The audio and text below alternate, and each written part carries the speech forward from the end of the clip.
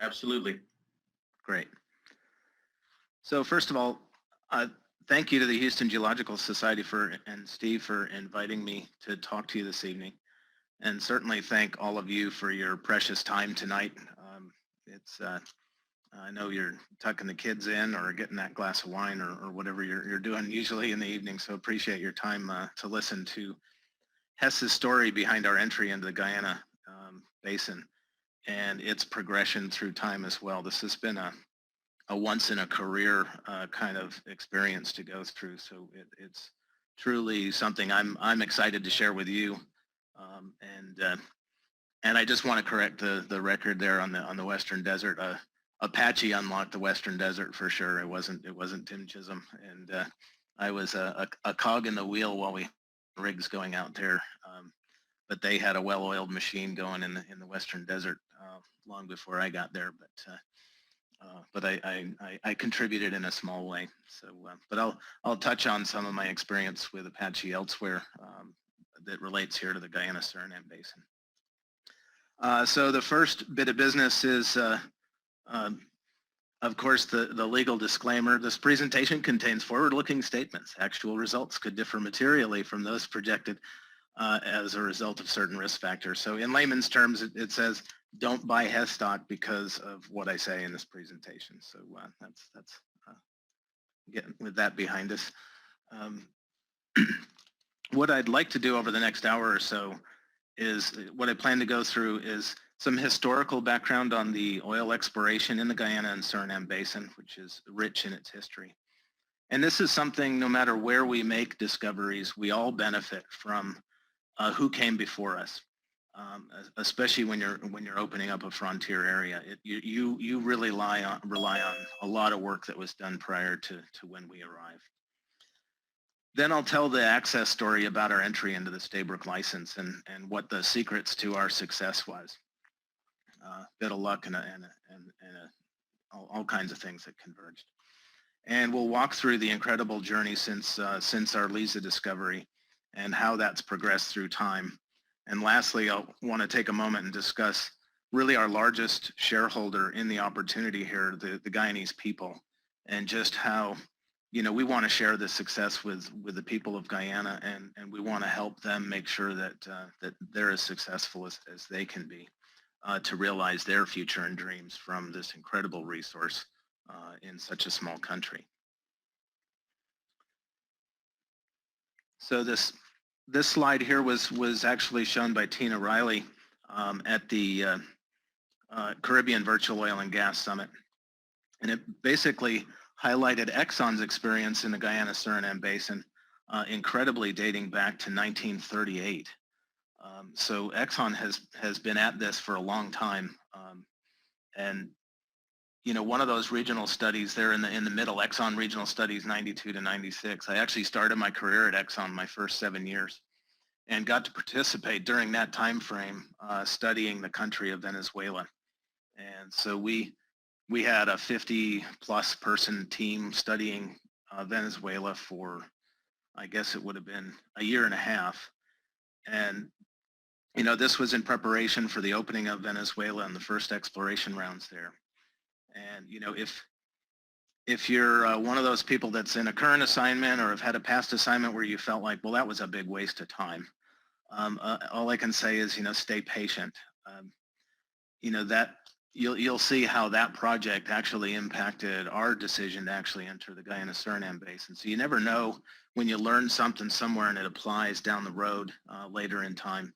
And this was definitely one of those experiences for sure. So Venezuela geology had a lot to do with us getting in. But turning back to Guyana and Suriname, the history in this basin is quite rich. And I mean, it's pretty amazing how long the history is. They've really had all kinds of clues that oil was in this basin from a long time ago, before we ever got to the big finds that we've been seeing over the last 5 years. I mean, the basin actually, they had seen presence of oil. Dutch explorers found oil in 1750s as they referred to flotsam pitch in Guyana. In Suriname, the first well-defined oil was in 1928, the NN1 well in the Nickerie districts, right tucked up near offshore, right between the Guyana and Suriname border. And in 1965, kind of cracks me up, oil was found at a whopping 160 meters of water depth, not water depth, actual depth, in a schoolyard while drilling for water. So accidentally, they poked into what turned out to be the Temburegio and Calcutta oil fields. And that really kicked off later the formation of Staatsolie in 1982, the state oil company of Suriname. And that was when they started the first production that really started occurring in a heavy oil accumulation that's biodegraded and near the surface, as the shallow well had indicated. Offshore, the picture is quite different, a stark contrast. Multiple companies over many years from the 50s up to 2015 drilled 40 unsuccessful wells in a row, many of which had shows, but no commercial hydrocarbons were found. So you can imagine when we went to senior management with a 0 for 40 industry record and saying, well, we think we've got a 1 in 5 shot. But we did. That's what we did. So we believed in our story. So we hope they would too. And I'll walk you through their thought process and why they might have trusted us and from their past experience as well. So that brings us to the Stabroek license, and this has a mixed history of my own personal experience and a bit of luck on timing. So believe it or not, ExxonMobil signed into the Stabroek license 21 years ago.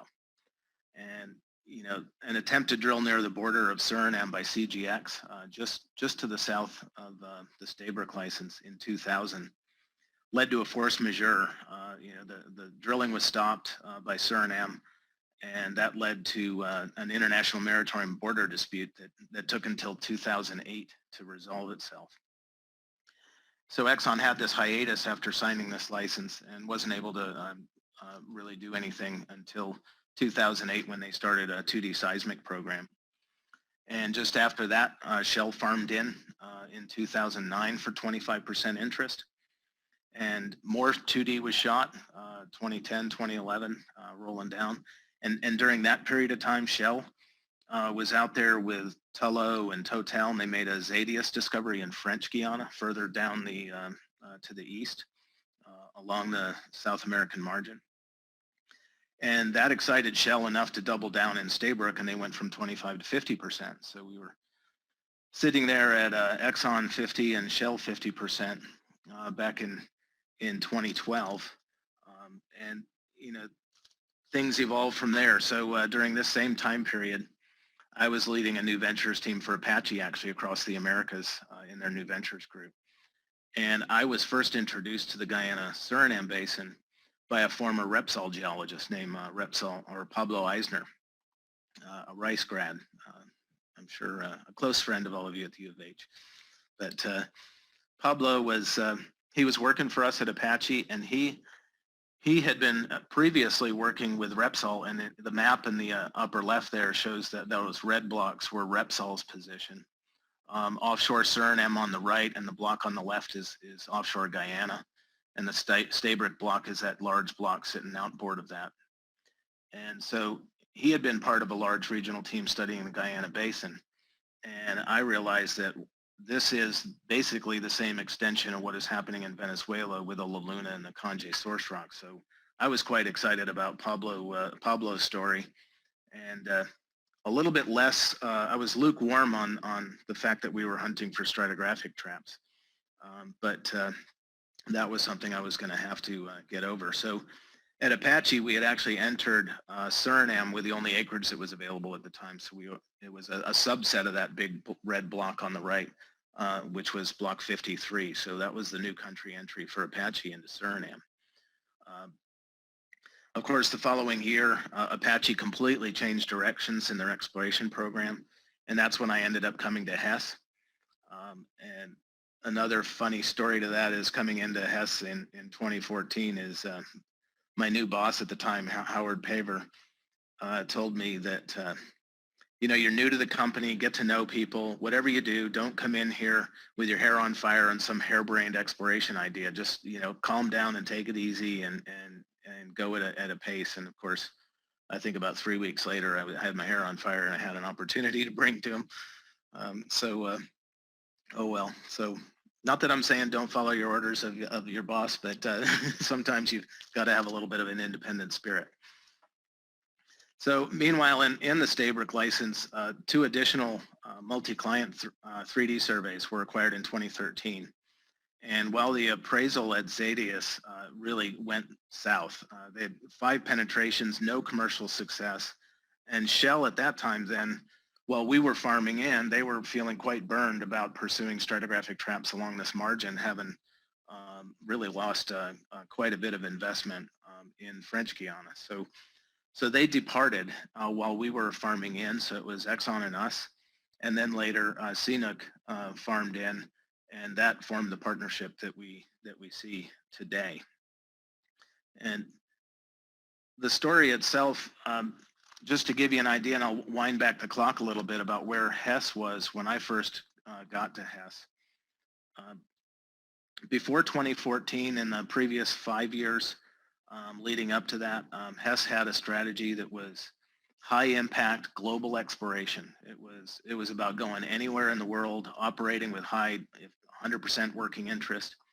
And unfortunately, this led to significant value destruction. And according to WoodMac, we were in the 4th quartile as an exploration company. And we used to refer this as the outhouse.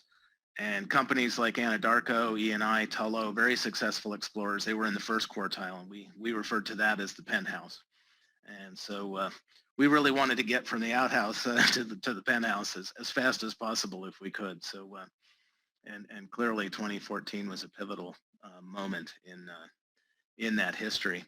And now I'll flip to kind of where our strategy changed in the world. So same map, and what you'll see is we focused a lot. So, you know, from all over the world to the Atlantic margins, and really working on the strengths that Hess had. Hess had a long history of success in the Gulf of Mexico, West Africa, and that could be translated into this northeast margin of South America, as well as Eastern Canada. So focus on our strengths and focus in oily basins and with large yet to finds. So not a complicated strategy, but it was, you know, we were a small enough company that we didn't need to find discoveries all over the world. We needed to find a few really good ones, and that would be really good enough for a mid-size independent oil and gas company.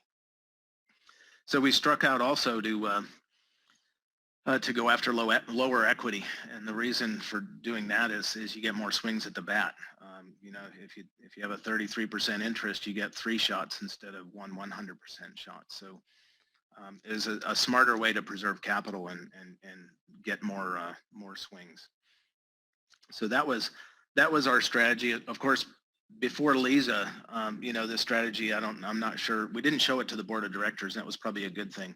We showed it to them after the Liza discovery, and that made the established track record a lot more believable. But this was a shift we thought was going to really help the company be more successful and easier to focus on our strengths. So why did Hess take the risk? And you know, here's some theories. Did we have a secret weapon? You know, well, sort of. You know, did we understand the basin better than others? No, not really. Quite a few people had been, come, gone, and were there for a long time, so that wasn't really the key. Was it luck? You know, yes, in part it certainly was.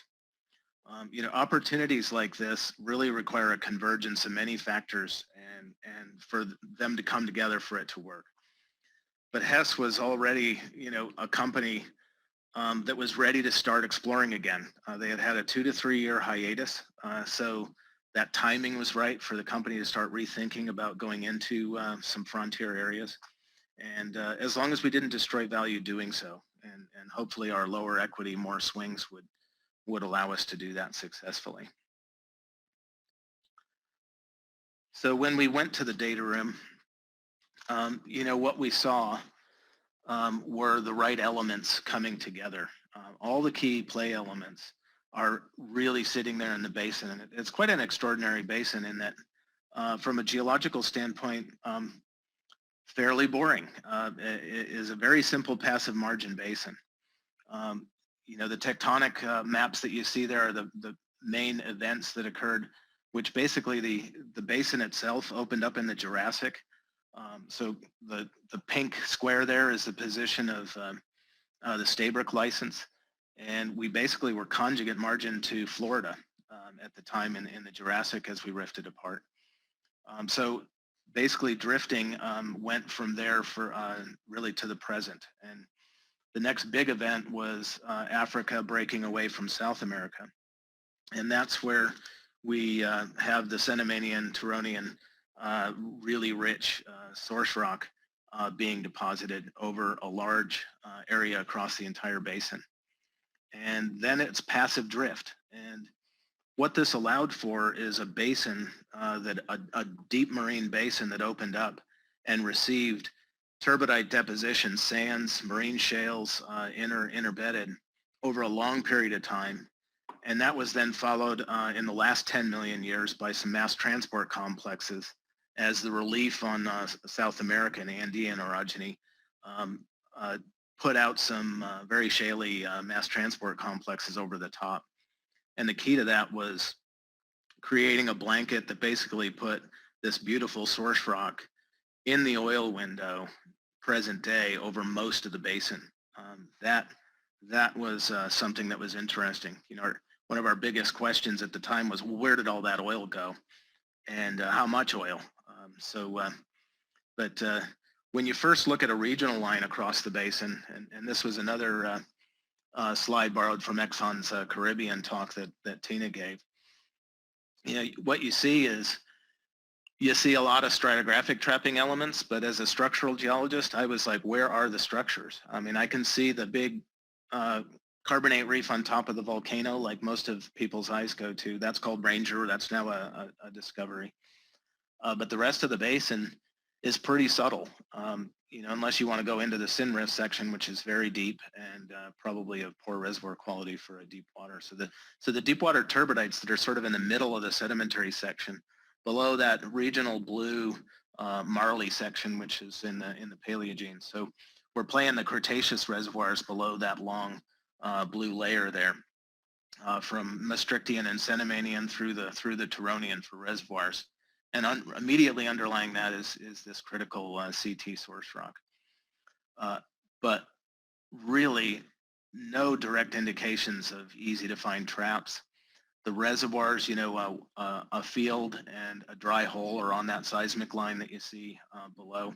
I'll show you a more close-up of that just to see what we were looking at the time was you really couldn't tell whether you were just looking at reservoir indications or whether you were looking at fluid indications. And both were possible.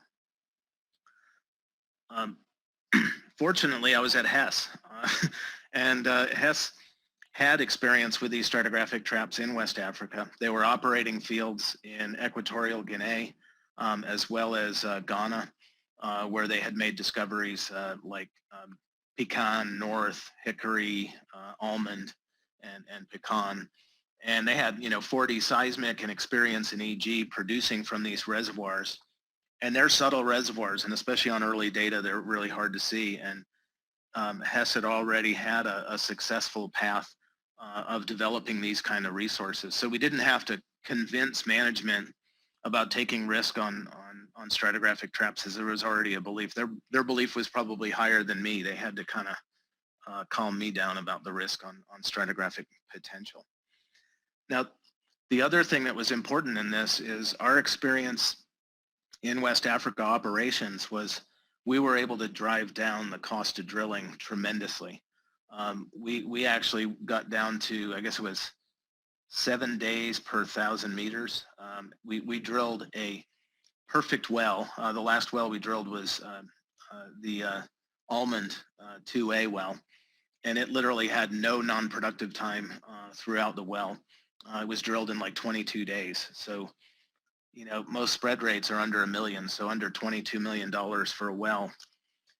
We were using that and projecting that into our development cost assumptions as the ability to drill very inexpensive wells.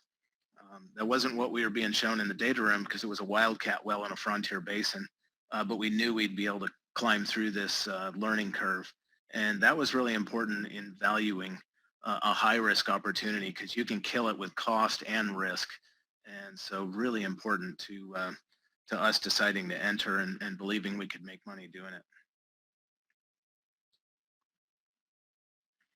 But the biggest part of this, of why, I think any frontier discovery takes a lot of passionate belief in the geology and geophysics. And, recall that I had done a regional study already in Venezuela. We all fell in love with this La Luna source rock. And that source rock, this facies map from an Exxon publication, it shows the La Luna source rock that becomes the Caraqual, that becomes the Conje source rock in the Guyana Basin there in the dashed outline.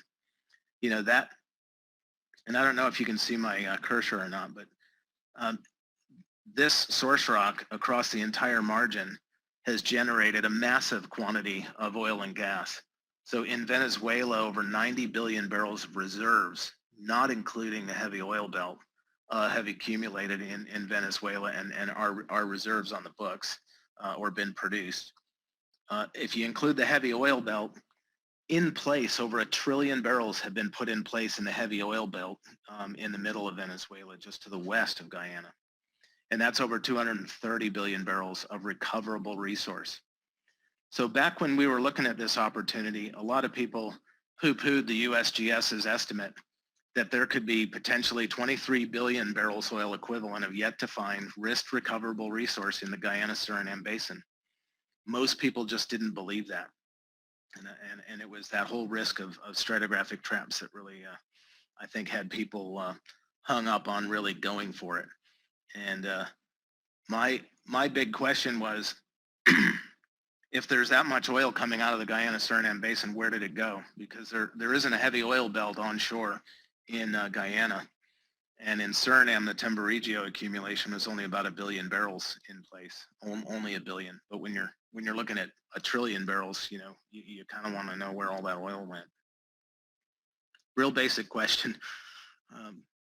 And it says 1,000 words. You look at this picture of Mount Roraima in the upper right, 400 meters cliff of Precambrian quartzite sandstone. And, that's the provenance.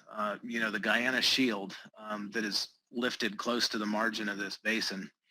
And then when we looked at 2D seismic on the shelf, there were these long-lived fairways out into the deep water basin, and 2D and 3D data out in Stabroek in the deep water, where we could see mounded turbidite channels and lobe complexes that were direct indications of porous reservoirs in the deep water. So it really looked like you had good rocks in the provenance, you had funnels taking the sand out into the deep water basin, and then out on the small 3Ds that were shot, you could directly see presence of reservoir out there. So that whole story was coming together quite nicely. And of course, that culminated in our entry into the license, and when it's all said and done. And it takes multiple parts involved, an integrated team on the Hess data room, Claire Gardner, James Lowry, Johan and Jen and Tim Groh were the G&G team. We had a large commercial and legal team looking at a new country entry. We had that leadership like Greg and Howard and Mike that knew of the experience in West Africa that could believe in taking the risk here. And of course, that's the buyer's side of the equation. You got to be willing to spend the money for it. ExxonMobil did a fantastic job. Big shout out to Scott Dijksterhouse, who, when we went to the data room, Claire Gardner was in the data room, and I called her and asked her what I thought what do you think? Because we were at Apache, this was always the block to have in the basin. So when I got into Hess and asked whether it was available, the Stabroek license, where's that? Guyana. Where is it? You mean Ghana? And I said, no, in South America, So it was, and so when I called Claire, she was quite excited about what she was seeing. And she said, yeah, I think you should take a look at this. And so I drove up to Greens Point at Exxon and literally grilled Scott Dijksterhouse for about 2.5 hours to, just turn over all the geophysics, the geology, did this Liza prospect add up did it make sense? He did a very good job of I would say not overselling it, a believable technical story. And that was very critical to me believing, he had passion for what it was. It wasn't trying to sell me something. So thanks to the Exxon team too, because they were critical to doing a good, very plausible story to farm into this acreage.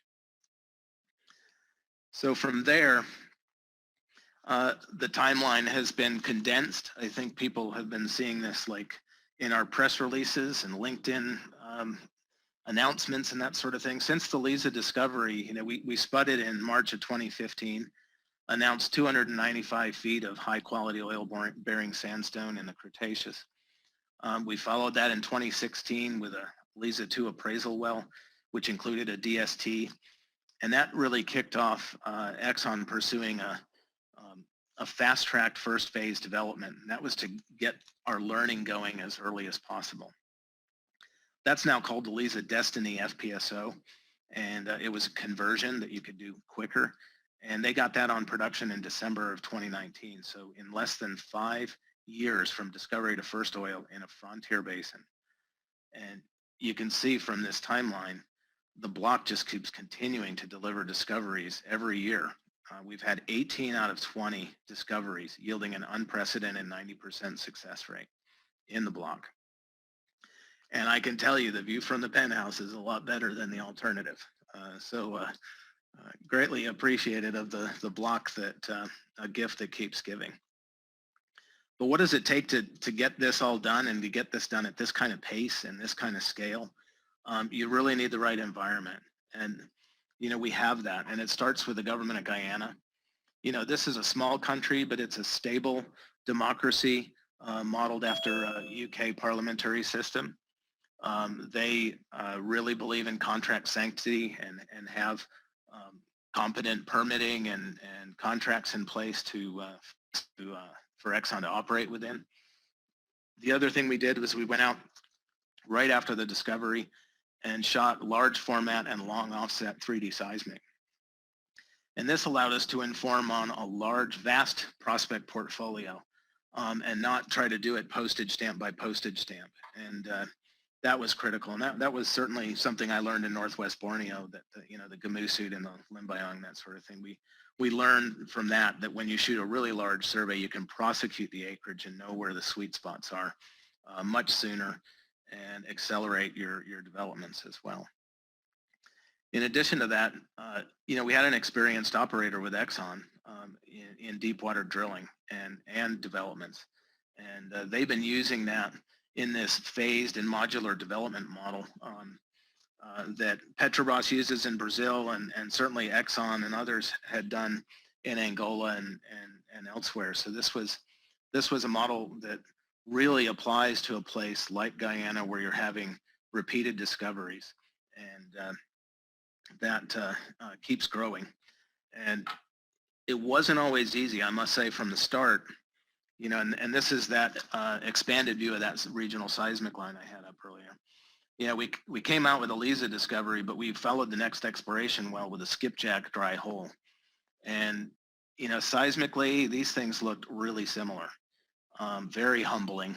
And we knew that we had to do a better job from the technology side and try to scrutinize if we could discern wet sands from pay sands. And on some days we think we can do that, and some days we don't. But it's definitely humbling, and it definitely forces you to really get as much out of the data and understanding, whether it's well logs, stratigraphy, seismic, everything we can do to really keep that good success rate going.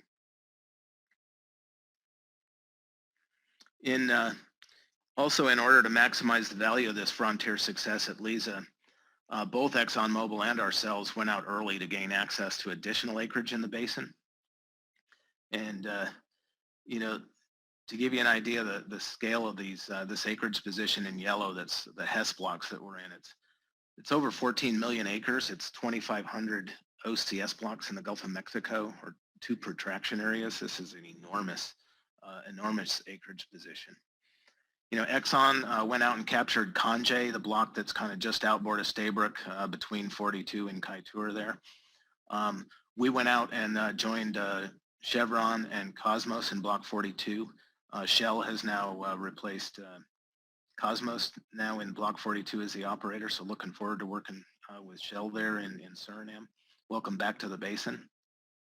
And then both Exxon and ourselves made entries into Kaieteur and 59 before we have this tremendous acreage position soon after the well results and before really industry could react in a massive way. So kind of a fast follower of the success that we had to go get things at a lower entry cost before the price went up, which it certainly has with the more recent farm-ins we've seen from Total and others. So price goes up with time when you have this kind of success in a basin like this.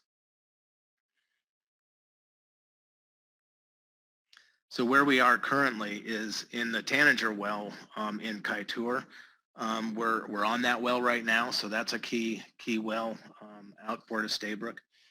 We're shooting 2D seismic in Block 59 in order to inform on where to shoot a 3D before we start drilling out there, probably beyond 22, 23. And in Block 42, we're looking to bring Shell up to speed and perhaps drill a well by the, starting by the end of 21 or into 22. We'll see. So a lot of industry activity heating up too. So there's a number of key industry tests going on in this, what I would call one of the hottest basins in the world right now.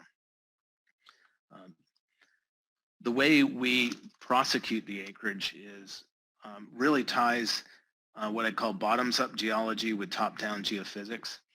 And so we spend a lot of effort integrating our vast regional seismic data with core.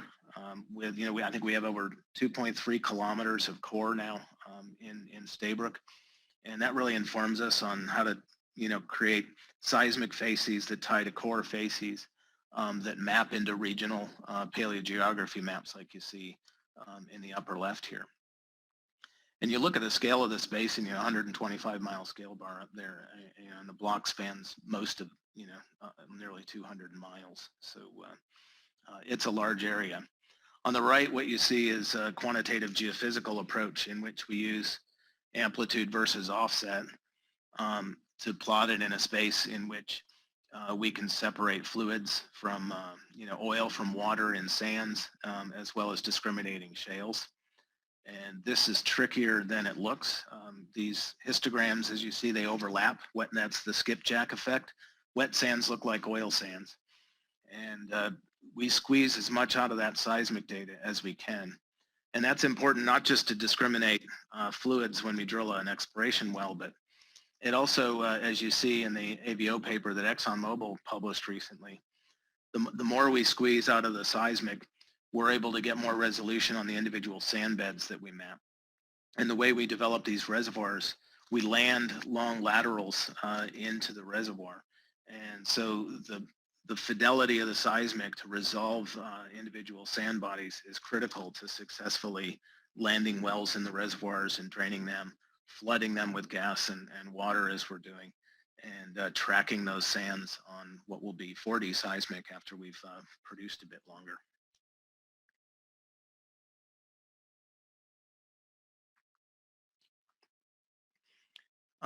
Quite a remarkable track that you see on our on that histogram in the middle of discovered resource over time, going from 1.4 in our first announcement to most recently this month of 9 billion barrels discovered recoverable resource. Also the production history having started right there in December of 2019, and you can see the Guyanese fellow there, Shivnarine Autar is his name, and that is the first sample of oil to come to shore in the country of Guyana, and he was there to catch it at the sample catcher on the FPSO, and I think he's still smiling today. At the Liza First Oil celebration in country in Georgetown, he was an absolute rock star. He's been on television and the news, and so it was great to see, and really exciting times. And our plan is to grow production from where we are now to 750,000 barrels a day by 2026. So that is, in the lower right, when you look at, number of years and the production growth in various deep water areas, this is at the very high end of rate in which you can grow production in a setting like this. So a really special place that is growing production at a rapid rate. So the other thing that so much success in such a short period of time gives us the benefit of is something that Exxon learned in West Africa primarily. It's this model of design one and build many developments, and it's a modular development approach. So they're working with a consistent contractor group, including M and FMC, Saipem, Noble Drilling, a whole host of folks, Stena, and basically, these boats. You notice the Liza Phase 2 and Payara are identical vessels, and then the top sides where they put the compressors and everything, they're all quite similar. So this is basically manufacture mode of repeating these developments. And it allows these companies to really build efficiencies, learning, reorder parts instead of redesign a whole new engineering development for every field. And a lot of times when you find something and then you have to wait 3 years and you find something else, things move on and you change your design and you're redesigning all the time. And this really is a benefit to the country of Guyana, who will spend less on these developments, recovering our costs, as well as the partner group. So it's profitable for all. The other thing we're doing along with the developments is the way we appraise is quite unique, I think, in Stabroek. And it's something I had learned at Shell, is the use of what we call inverted Y wells. So you basically have two targets in the subsurface and you put the surface location in the middle of the two. What it allows you to do is drill the first leg, come back up in open hole, and just kick off and drill your second objective. And it allows you to get 2 wells for the price of about 1.1 wells. And that's really efficient when you're trying to move appraisal along, answer big questions on how much resource is there and how you're going to get out of the ground. And that was taught to me by Tom Wilson at Shell, in the late 90s. And I've been borrowing and stealing and using that for my whole career, and it's really proven to be a very successful way for our industry to appraise efficiently, save a lot of money, and get your information a lot sooner. So I want to start with a graph in the lower right on this, and this is we talked to our investors about this special opportunity in Guyana having lower break-evens. What that means is the break-even oil price at which our investment would make zero is down in the low 30s, $30 per barrel. So it means that these investments are robust in the 40s where we currently are, which is really the bottom of the bottom. So this is very competitive amongst both offshore and onshore developments. And we get a lot of heat from the media and et cetera about whether, well, this is just because you have really good terms. And that's not the case. That helps, but you really need really good rocks. And we have incredible rocks out here. You remember our reservoir story at the beginning. This has led to exceptional rock quality. So we have high 20s porosity and multi-Darcy to hundreds of millidarcy permeability. Very well-connected reservoirs, very high quality. And then we have this operator that is traveling down this learning curve, drilling top quartile wells for very, 20, 30-day drilling wells to TD, just like we had experienced in Ghana. So that did pan out to be true from our data room evaluation. And so then you combine that with this modular, fast delivery of developments, and that all works together to create lower break-evens. And when you think about the government having 50%, a little over 50% of the resource, they're actually the largest shareholder to benefit from this incredible investment in Guyana. So what does that mean for a company the size of Hess as a mid-size independent? You know, from WoodMac data we pulled, we looked top 10 companies by deep water value on the left. And you see where this is now plotting us amongst some pretty big companies, you know, Eni, Equinor, Total. You know, we're on par with super majors because of the scale of this opportunity and the amount of production growth that we're likely to see and the value creation. And when you take our production growth versus the size of our company, I mean, this is higher impact on our company than virtually any production growth for any other company, because all the companies on the left are considerably bigger companies than little old Hess. So this is really changing the complete ballgame for our company, and also stressing us to be able to, you know, I would say, pay for the developments and reorder our portfolio, which our senior leaders have done an excellent job of managing our balance sheet and you know, selling the things that make less value and moving up the value chain so that we can enjoy what will be Hess will be like one of the top Fortune 500 companies when we can deliver significant production growth and significant cash flow growth at the same time. Most people can't do that. Usually if you're growing production, you're not getting any cash because you're spending it. And this is going to be quite unique in this situation where we're going to be a company that's able to return considerable amounts to the shareholder. That's our goal. And hopefully oil price, COVID, and other factors will not weaken that. But as you can see from the break evens, we are robust down to pretty low oil prices. So pretty amazing. But all that production, we would like to do it in a very responsible way. So as a company, Hess, you know, we realize the world faces a dual challenge. You know, with this production from our company, we want to see it done responsibly and congruent with our values. And we're fully committed to delivering energy that the world needs while achieving the targets to reduce greenhouse gases. So we're a company that fully supports the Paris Agreement and the greenhouse gas reduction and ensuring that we stay under this 2-degree rise in global average temperatures. And you know, one of the reasons why I came to Hess is I did my master's thesis on climate change.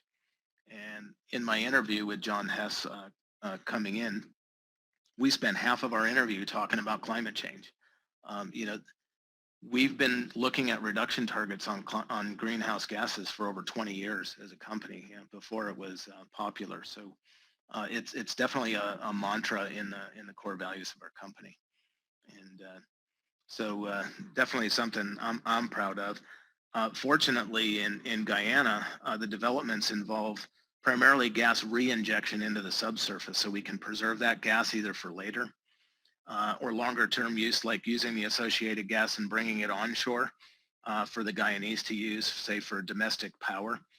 And currently they're burning diesel fuel for power generation. So replacing that with natural gas would be far cleaner and far lower carbon footprint. So and also reduce significantly the cost of power to the Guyanese people. So a real win-win that'll be in Guyana. So it's really all lining up, and it's really an and conversation when you're talking about reducing emissions and bringing the energy to the global increase in demand that we're likely to see post-COVID. In order for us to be successful, and what is paramount is that we're a trusted energy partner, and we have been recognized externally about our sustainable development. You can see multiple awards there, really over beyond even the last decade. So we're widely recognized and we put out an annual sustainability report and have done so for a long period of time. So that's core to our heart and belief, as is our people and safety. So, Exxon does a great job in Guyana where we operate.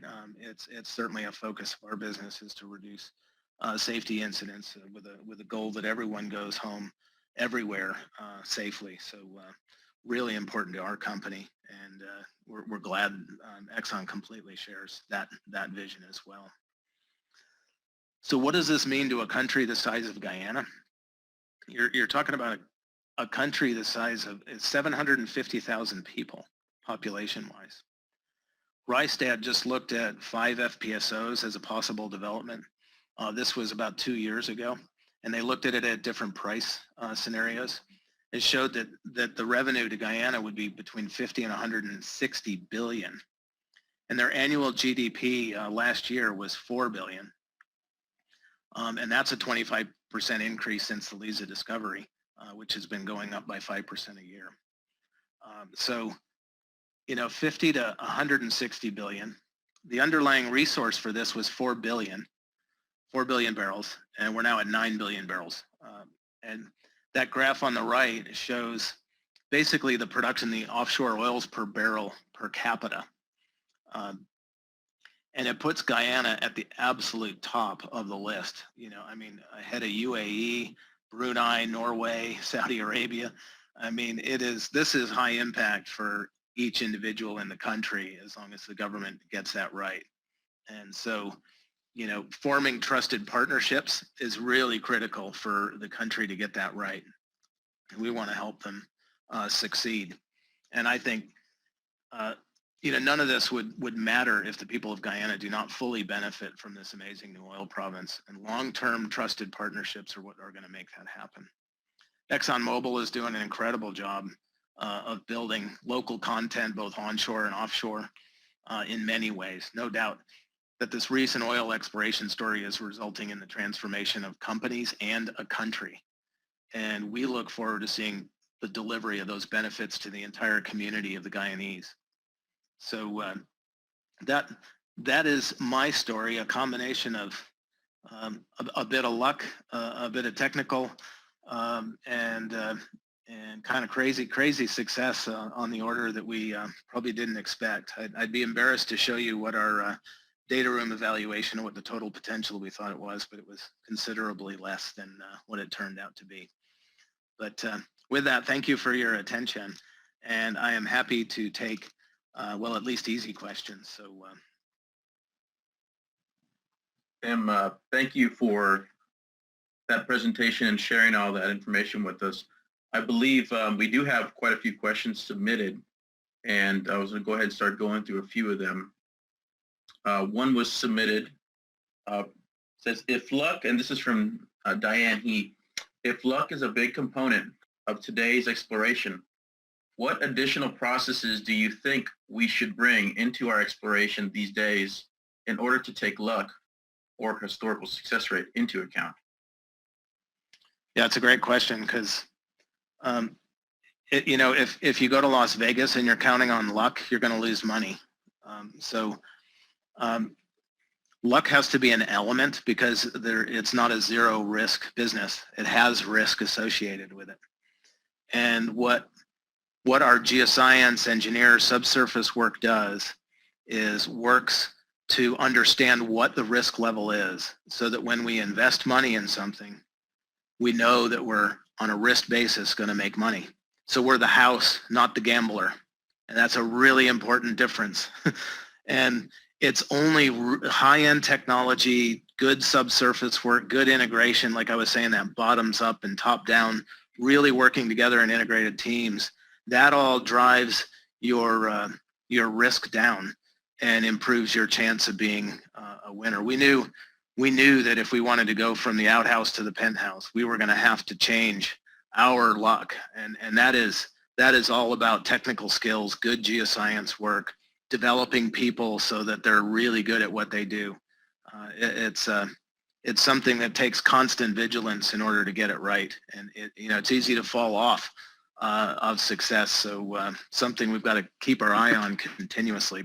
But that's the fun for the geoscience folks, is they get to participate in ever-changing, trying to stay on top of the latest technology and deliver work that directly impacts the risk in which we operate. So, great question. Appreciate that. Additional question from Elia Saldell. In addition to the success of Guyana, are there any other exploration prospects in the near future or partnerships with Exxon or other companies that you could speak to? Yeah, thanks, Elia. We're a company that focuses in the Atlantic margin in the deep water setting. So we're always looking for additional opportunities and especially opportunities that fit within a time frame that is after our second development comes on and we're kind of out from under the, I would say, the investment weight that we're in. So options that have us drilling wells out into 22 and 23 really make sense for us. And frontier basins are always going to be have openings for people to come in and drill wells. There's not a lot of people that sign up for these higher risk wells. And but as the first question alluded to, you gotta do your homework to get that risk down. All right, and we're getting a lot of activity from the Q&A, so this is really good. Thank you all for submitting your questions. We'll continue to go through these as time permits. The next question I have for you, Tim, is how has the intense capital requirements for Hess in South America affected exploration and development in other plays, i.e., or e.g. Gulf of Mexico and Bakken? Well, it's made a huge change on Hess. We've sold more than half of our assets, and so this is all about high grading our portfolio. And when such a large opportunity like this comes your way, you start to move up the food chain, I guess, on your portfolio. So we got out of Norway, we've exited Indonesia, Thailand. We sold Shenzi. So various things, which doesn't mean we're leaving the Gulf of Mexico, as that's definitely a heartland basin of ours. But it's all a matter of prioritizing capital. As far as exploration, we continue to explore in the Gulf of Mexico. We just recently drilled Galapagos with BP. We're had the discovery at ESOX, near field exploration discovery. So we're still very active in the Gulf of Mexico exploring. But clearly we've got to, I would say, save capital. So we're not out there doing a lot of frontier shots right now while we're trying to afford these developments. But we'll be back to it there in 22 and 23 when we start receiving money, provided we pay the shareholders as well. All right. Helen Doran says, great talk, fascinating insight, and congratulations on a wonderful exploration campaign. I wanted to get your insight on the field's up dip. It appears now from Hammerhead Joe and Jethro that there are regional biodegradation. What's your view on this impacting the commerciality of these fields, given the Yellowtail seems to have overtaken Hammerhead as the next development, despite the fantastic reservoirs at Hammerhead and the initial aim for it to be the fourth development? Yeah, it's a good, insightful question, actually. If you kind of step back and look regionally, whether you're looking at East Venezuela and you come out of the fold belt with light oil, and you come up into the heavy oil belt, the biodegraded heavy oil belt near the surface, and you go in the Guyana-Suriname Basin, out in the basin you got light oil. You come up into the shallower reservoirs, they get a little heavier, even heavier in Jethro and Joe.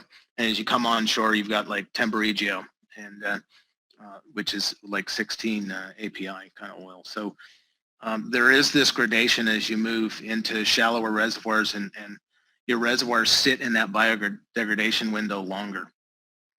Hammerhead itself simply got displaced. We think it's a commercially attractive field, so it's not as dire as what we heard announced from Tullow and company. So we believe that Hammerhead has a pathway to success, but it's under appraisal, and we have more information and more studies to do.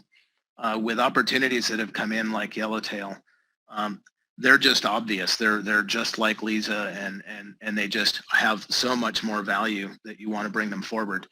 And the pace at which Exxon can do a development is about one a year.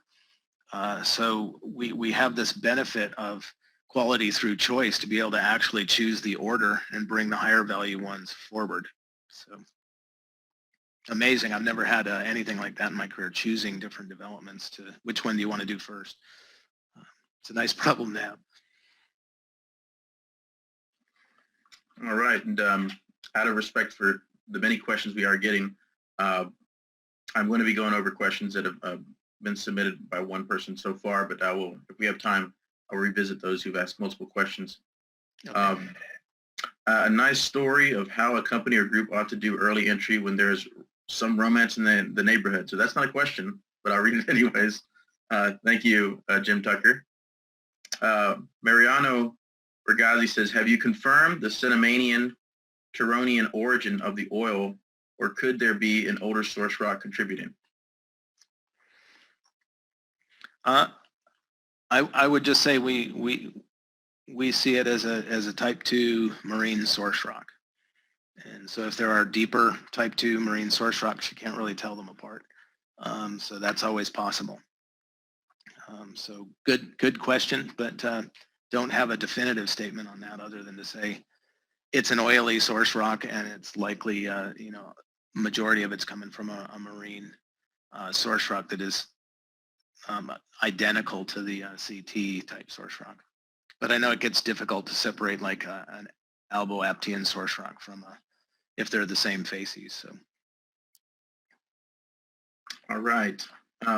Next one is, thanks for such an exciting journey.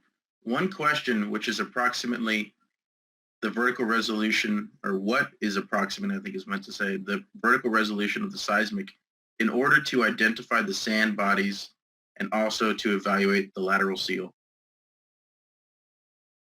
That's a really good question. I think that would even be a tough question for our technical team. So there's a couple things to that. It depends on the thickness of the sand as to what you're trying to do.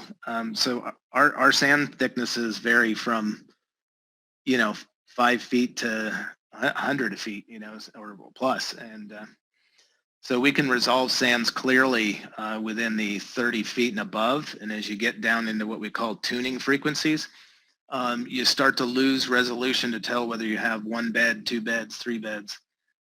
So therein lies subsurface uncertainty. And a lot of our efforts working with our geophysicists is to improve the frequency content of the data through processing and eventually even probably different types of acquisition to improve that frequency content. Because the more frequency you get, the more you can start to resolve separate beds. But I think we'd struggle to get below about, 30, 20, 25 feet or so. It gets really difficult. All right. Next question from user Aluba. Does Guyana have similar heavy oil, parentheses bitumen, similar to the shallow schoolyard discovery that was made in Suriname? And if so, are they using it to pave bitumen roads locally, the way Suriname is doing? No, they don't. They don't have any commercial quantities of heavy oil that have been found. There certainly were onshore and shallow water wells looking for it. It hasn't come to fruition in Guyana. Now, when you fly into Guyana, what you see is a sea of green. It's all jungle outside of Georgetown. So, the access onshore and where it could have gone is a pretty challenging thing to go explore for. But it was one of the open questions we had is if we don't have a big biodegraded heavy oil belt, where did the oil go? Is it still in the subsurface? And that we're still trying to answer that question as to what the total potential in the basin is.